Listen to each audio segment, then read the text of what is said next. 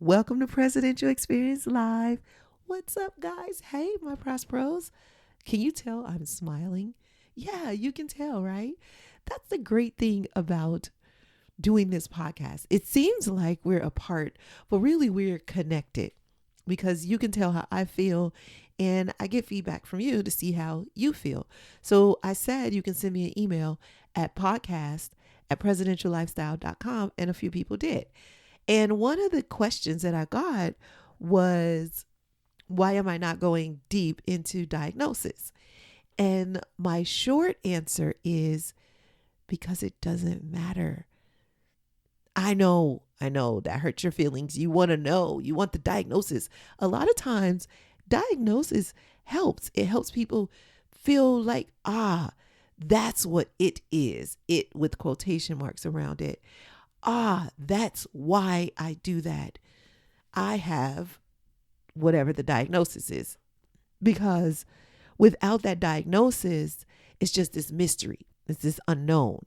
And the great thing is about diagnosis for some people is that it puts them in a category. And we are programmed to have to be in a category.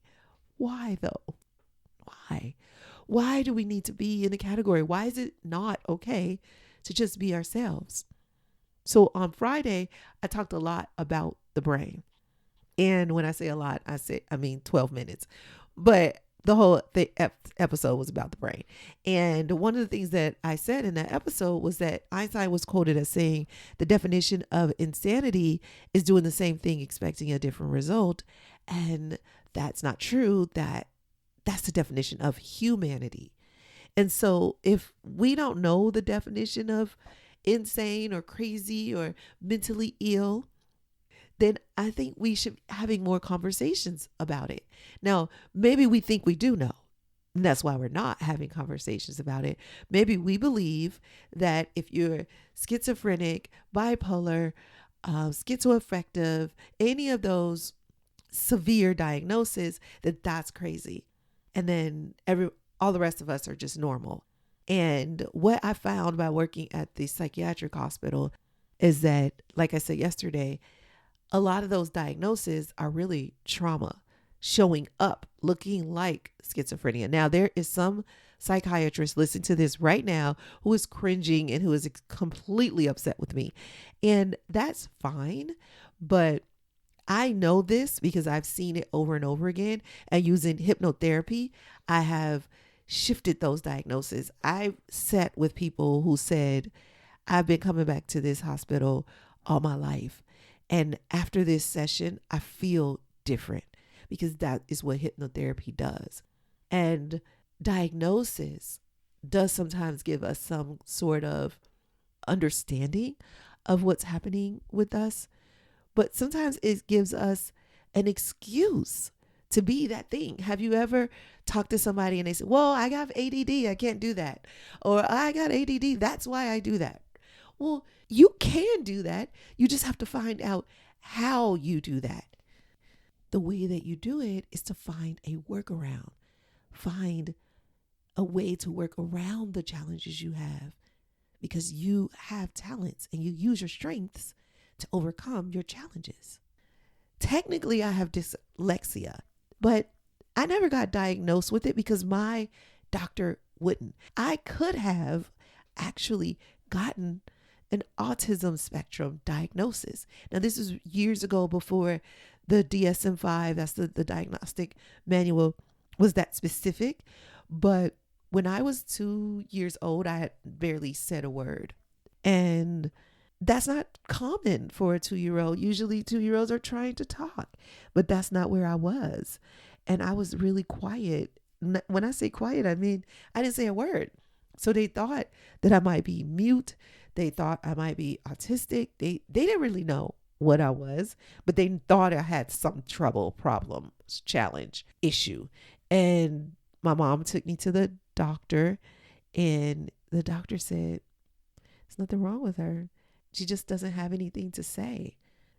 And that was a relief for my mom to hear somebody say, she's okay. It's okay that she hasn't talked. She just doesn't want to yet. But our kid can talk.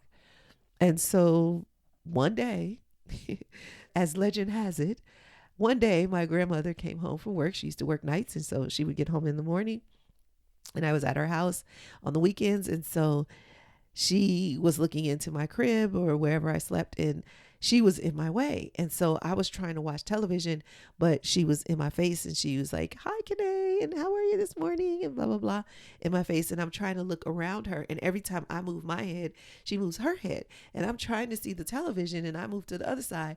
I move to the right. She moves to the right. I move to the left. She moves to the left. And then eventually I just say, "You're bothering me." And everybody's like, "Oh my gosh, she can talk."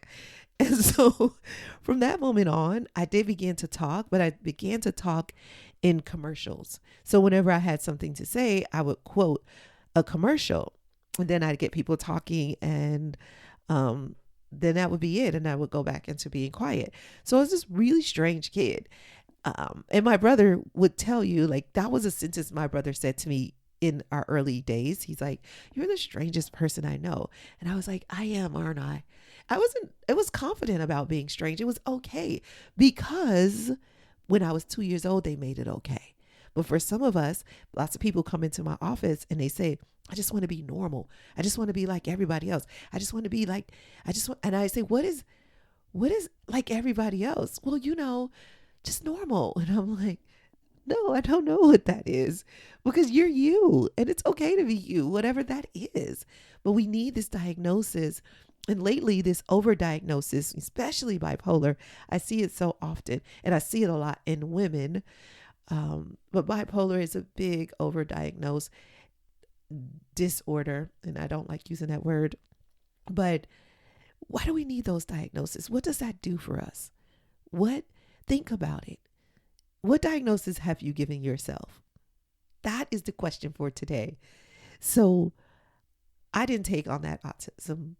I didn't take on the dyslexia. I don't take on the ADD. I don't take on any of those diagnoses, because F that. You will not put a diagnosis on me. I will be Kanae. However, I'm Kanae. Like this morning, I have a morning routine that I do every morning. I'm going to talk to you about that in a couple of days. But I have a morning routine. But this morning I woke up and I immediately grabbed my laptop and start writing. And then somewhere in that writing, I was going to do my podcast episode, this one. And then I was like, well, no, my sinuses or my allergies are still bothering me. So I go downstairs to the kitchen. Now it's 6 o'clock in the morning. And at 6 o'clock in the morning, I decide that I'm going to try and find a remedy for my allergies. That could be considered bipolar, like manic, that could be considered a little schizophrenic. Like, oh, okay, so now you're a chemist, now you're a scientist, you're going to find a cure for your allergies. But that's how I felt this morning. And I got up and I was like, and I want this to also build my immune system while it heals my allergies. So I started mixing things together, and I drank it, and I feel better. Not 100% better, but I'm not sniffing, and I didn't take any allergy medicine because I refuse to keep taking allergy medicine, because there is something that my body can beat this. I know that. Claritin or Benadryl or any of those other things. No, I don't want to be dependent on that. I want to figure it out for my body, and I want my body to help me figure it out. So I put together some ginger, some vitamin C, some elderberry, some raw local honey, because I heard that helps. I don't know if it's true yet. I'll tell you. So I mix all of this together, and vitamin B12. And I just did that for kicks, to add a little color, which elderberry kind of adds the color anyway. But the point is, I woke up this morning with kind of a beautiful mind. And so that could have been any diagnosis you want to give me, right? My ADD, I did 3 things this morning. It could have even been maybe considered on the spectrum. It could have be considered bipolar or manic, right? It could have been considered a little schizophrenic, all of these things. Any of these diagnoses, we are all doing strange things because we believe, we've been programmed that there's this normal, there's a sense of normal. And then if you go away from it, right or left, whichever way, normal, I just have normal in the middle. And if you go either way away from it, then you're not normal. Maybe you're too high, too happy, or maybe you're too low. And because you don't fit normal, you feel like you deserve a diagnosis. Something's wrong with me. Something's wrong with me. I hear that all the time. Or something's wrong with my kid. my child, fix my kid. What's wrong with him or her? And just like that doctor told me, there's nothing wrong with this kid. This kid is fine. She just doesn't have anything to say yet. And my mom, thank God for my mom, she didn't push. She didn't require a diagnosis. She just said, okay. And she was patiently waiting for me to say something. And then I did. And then they probably was like, oh gosh, I wish this kid would shut up. And we should be able to laugh about ourselves, right? And we should be able to say we want our kids to shut up without having to say, but I love my kids. Whatever. I know you love your kids. You don't need that caveat. Just say what you want to say. And this whole point of this is authenticity. The whole point of this episode is all about authenticity. Just be yourself and don't require a diagnosis. And I know what you're going to say. Yes, a small percent of the population is actually certifiably should be diagnosed. And we can diagnose that part of the population. But that's less than 1%. If you look at the real numbers, less than 1% of the population is actually affected by schizophrenia. And really, the numbers are even lower than 1%, to be honest with you. It's just not that prevalent. It really isn't. You are not schizophrenic. You're stressed. You're not bipolar. You're traumatized. Your ADD might just be that you have so many distractions that it pulls you in many directions and you don't know which one to focus on. Your ADD is confusion. And there's ways around each one of those things I just said. Oh, but Kanae, my kid is autistic. My kid is on a spectrum. Okay, then he or she might be part of that percent. Let them have that diagnosis. But that doesn't mean it limits them, doesn't stop them from there.